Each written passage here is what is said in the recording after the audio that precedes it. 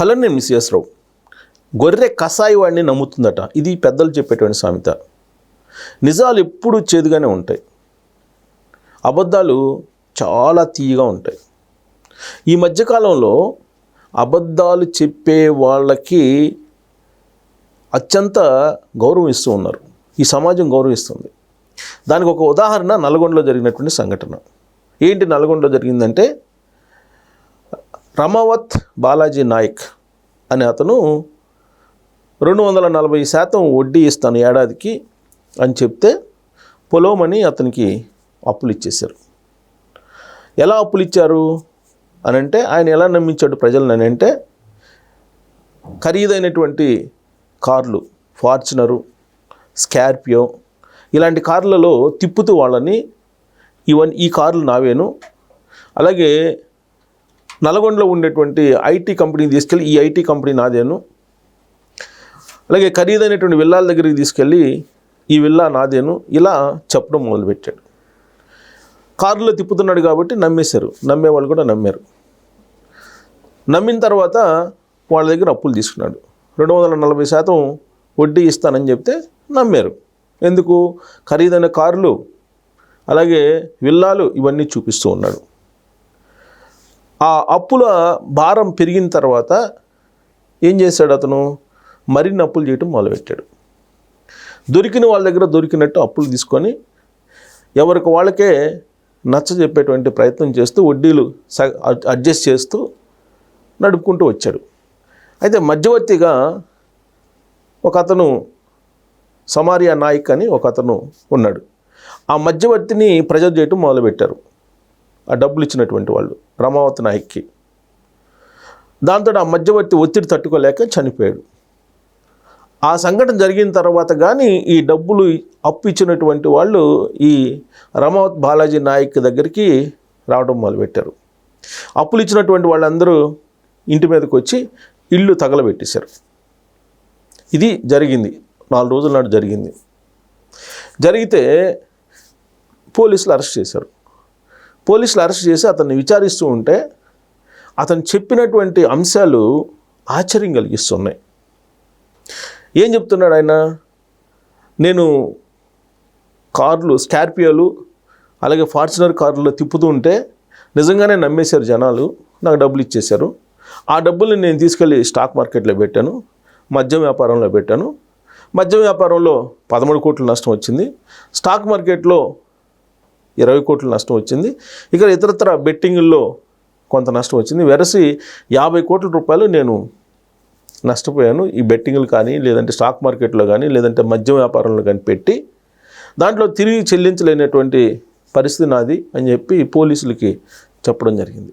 మరి వీళ్ళందరినీ ఎలా మోసం చేసావయ్యా, ఇంతమందిని ఇన్ని సంవత్సరాల పాటు ఎలా మేనేజ్ చేయగలిగావు అని అంటే, అతను చెప్పింది ఏంటంటే, నా హోదాని పొలిటికల్ లీడర్స్ దగ్గర, పొలిటీషియన్స్ దగ్గరికి వెళ్ళేవాడిని, ఆ పొలిటీషియన్స్తో తిరిగేవాడిని, నిద్ర లేస్తే స్కార్పియో కార్లో, ఫార్చునర్ కార్లో, రోజుకొక కార్లో వెళ్తూ పొలిటీషియన్స్ దగ్గర తిరిగేవాడిని. ఈ చూసేటువంటి వాళ్ళందరూ కూడా ఇతను ఒక పెద్ద నాయకుడు, ఇతనికి బ్రహ్మాండంగా వ్యాపారాలు ఉన్నాయి, మంచి కాంట్రాక్టర్, ఇలా వాళ్ళని భ్రమ కల్పించారు వాళ్ళకి. దాంతో ఒకరికి తెలియకుండా ఒకళ్ళు అప్పులు ఇచ్చారు. ఆ అప్పులతోటి నేను జల్సా చేయటం ప్రారంభించాను. ఆ తర్వాత తిరిగి చెల్లించలేనటువంటి స్థాయికి అప్పులు వెళ్ళిపోయినాయి. అప్పుడు వెనక్కి తిరిగి చూడలేం కదా, సో కాబట్టి మరిన్ని అప్పులు చేయటం మొదలుపెట్టాను. ఇచ్చినటువంటి వాళ్ళ దగ్గర ఇచ్చినట్టు తీసుకుంటూ ఉన్నాను. ఆ తీసుకున్న డబ్బుల్ని కొంతమందికి బాగా ప్రజెంట్ చేసినటువంటి వాళ్ళకి, లేదా ఇంటికి వచ్చినటువంటి వాళ్ళకి, లేదా మధ్యవర్తి ఉన్నాడు కదా సమారియా నాయక్ అని అతను వచ్చి ఒత్తిడి చేస్తే కనుక అక్కడక్కడ కొన్ని వడ్డీలు ఇచ్చి అడ్జస్ట్ చేసేవాడిని, ఇలా నెట్టుకుంటూ వచ్చాను అని చెప్పి అతను చెప్పడం జరిగింది. అంటే అతను స్కార్పియో కారులో తిరిగినా, లేదా ఫార్చునర్ కారులో తిరిగినా, ఆ కారుల్లో ఈ అప్పులు ఇచ్చినటువంటి వాళ్ళు తిప్పుతుంటే అప్పులు ఇచ్చినటువంటి వాళ్ళు ఏమనుకున్నారు, ఇతను చాలా పెద్ద బిజినెస్ మ్యాను, ఇతని దగ్గర చాలా డబ్బులు ఉన్నాయి, మనకు 240% వడ్డీ సంవత్సరానికి ఇస్తాడు, కాబట్టి సంవత్సరం తిరిగేటప్పటికి మన డబ్బులు 1,00,000 ఇస్తే 3 లక్షలు అవుతాయి, లేదా 4 లక్షలు అవుతాయి అని చెప్పి భ్రమపడ్డారు. ఇది సాధ్యం? అసలు 240% వడ్డీ ఇస్తానని చెప్తే అతను నమ్మారు అని అంటే ఇచ్చేటువంటి వాళ్ళు మరి ఆయన అబద్ధాలు చెప్పి నమ్మించినట్టే కదా. అందుకే ఈ మధ్యకాలంలో గడ్కరీ గారు ఒక మాట అన్నారు, కేంద్ర మంత్రి, ఇన్ని అబద్ధాలు చెప్తే, ఎంత మోసం చేయగలిగితే అంత పెద్ద నాయకుడు అవుతాడు అని చెప్పేసి రాజకీయ నాయకుల గురించి మాట్లాడారు.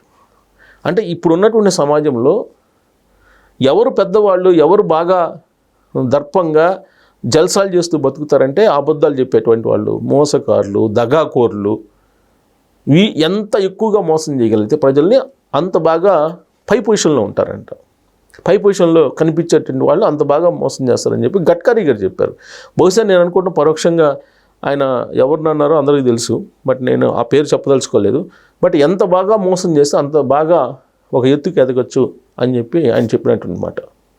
ఇంకొకటి, తెలంగాణ ముఖ్యమంత్రి రేవంత్ రెడ్డి గారు, నేను 2014-13 ఆ ప్రాంతంలో నేను అమెరికాలో ఉన్నా. అప్పుడు నేను అక్కడ తానా సభలకు, నాటా సభలకి, నాట్స్ సభలకు వస్తే అక్కడ నేను బాల్ రూమ్లో ఒక ఇంటర్వ్యూ పెట్టినటువంటి సందర్భంగా ఆయన కూడా చెప్పింది ఏంటంటే, రోగికి ఏ మందు కావాలో ఆ మందు ఇస్తేనే డాక్టరు, రోగి ఒకటి కోరుకుంటే మరొకటి ఇస్తే అది పనిచేయదు. కాబట్టి ప్రజలకు ఏం కావాలో అది చెప్తేనే వాళ్ళు నమ్ముతారు, మనం నిజాలు చెప్తే నమ్మరు అని చెప్పి ఆయన వ్యాఖ్యానించినటువంటి వ్యాఖ్యలు ఇప్పటికి కూడా అవి వైరల్ అవుతూ ఉన్నాయి. జస్ట్ ఇప్పుడు జూబ్లీ హిల్స్ ఉప ఎన్నికల సందర్భంగా కూడా వాటిని వైరల్ చేస్తున్నారు, రేవంత్ రెడ్డి గారు అన్నటువంటి మాటల్ని. అంటే ఈ సమాజంలో నిజాయితీ పరులు బతకడం అనేది కష్టమైంది. ఎవరైతే మోసం చేస్తారో, సన్నిహితులని లేదు, బంధువులని లేదు, రక్త తోబుట్టులని లేదు, ఎవ్వరు లేదు, ఎవరినైనా సరే దొరికిన వాళ్ళు దొరికినట్టు మోసం చేసుకుంటూ వెళ్ళేటువంటి వాళ్ళకి ఈ సమాజం గౌరవిస్తుంది. ఇప్పుడు ఈ బాలాజీ నాయక్ అనే అతను మరి ఏమీ లేకుండా కేవలం స్కార్పియో వెహికల్, ఫార్చునర్ వెహికల్లో తిరుగుతూ అప్పులను తిప్పుతూ ఆయన షో చేసేసి కనిపించిన విల్లాలు నాయని చెప్తూ, లేదంటే నా బిజినెస్ అది ఆ ఎక్స్పోర్ట్ బిజినెస్ ఉందని ఒకసారి చెప్తాడు ఈ బలరాం నాయక్ పోలీస్ విచారణలో. ఇంకోసారి ఏం చెప్తాడు, అప్పులోళ్ళకి ఏం చెప్పావా, నీకు ఎందుకు ఇచ్చారా అని అంటే, నాకు ఎక్స్పోర్ట్ బిజినెస్ ఉందని చెప్తాను, అలాగే నాకు విల్లాలు ఉన్నాయి, తర్వాత రియల్ ఎస్టేట్ వ్యాపారం చేస్తాను, తర్వాత వాళ్ళ బంధువుల్లో మొత్తం టాప్ పొజిషన్లో ఉన్నారు, వాళ్ళందరూ నాకు మొత్తం అప్పులు ఇస్తుంటారు, నేను తీసుకుంటాను, మొత్తం నా దగ్గరే ఉంటాయి, నేను స్టాక్ మార్కెట్లో పెద్ద ఎత్తున పెట్టుబడులు పెట్టాను, అవి వస్తే మీకు ఇచ్చేస్తాను. ఇది చెప్తే మేము నమ్మేమని చెప్పి అప్పు ఇచ్చినటువంటి వాళ్ళు లబోదిబోం అంటున్నారు. ఇప్పుడు ఆయన ఇల్లు తగలబెట్టారు, అందరూ పోయి తగలబెట్టినందువల్ల ఉపయోగం ఏంటి? సరే, ఇప్పుడు అరెస్ట్ చేశారు, అతన్ని విచారిస్తున్నారు. అయితే ఇక్కడ మనం ఇలాంటి సంఘటనల నుంచి చాలా జరుగుతున్నాయి ఈ మధ్యకాలంలో. చిట్టీలు కట్టి ఎగ్గొట్టే వాళ్ళు, అప్పులు తీసుకుని అప్పు ఇచ్చినటువంటి వాడు చెడ్డవుతున్నాడు, శత్రువు అవుతున్నాడు. పెద్దవాళ్ళు చెప్తారు, పిల్లనన్నా ఇవ్వాలి, డబ్బన్నా ఇవ్వాలంటే, శత్రుత్వం కావాలంటే. ఈ రెండింటి శత్రుత్వం వస్తుంది. ఇప్పుడున్నటువంటి పరిస్థితుల్లో డబ్బు తీసుకునేంత వరకే గౌరవిస్తారు నిన్ను. డబ్బు ఒకసారి ఇచ్చిన తర్వాత ఇక నీకు చొక్కలు చూపిస్తారు. ఇది ఇప్పుడున్నటువంటి సమాజం. సో ఇలాంటి సమాజంలో రమావతి నాయక్ ఏం చెప్తున్నానంటే, వీలున్నంత ఎక్కువగా మోసం చేశాను, వాళ్ళు నమ్మారు, నేను నమ్మారు కాబట్టి నేను మోసం చేశానని చెప్తున్నారు. సో కాబట్టి ఇది విన్న తర్వాత ఏమనిపిస్తుంది, నిజాలు చేదే కదా, అబద్ధాలు తీయగా ఉంటాయి కదా, గొర్రె ఎవరిని నమ్ముతుంది, కషాయుడిని నమ్ముతుంది కదా.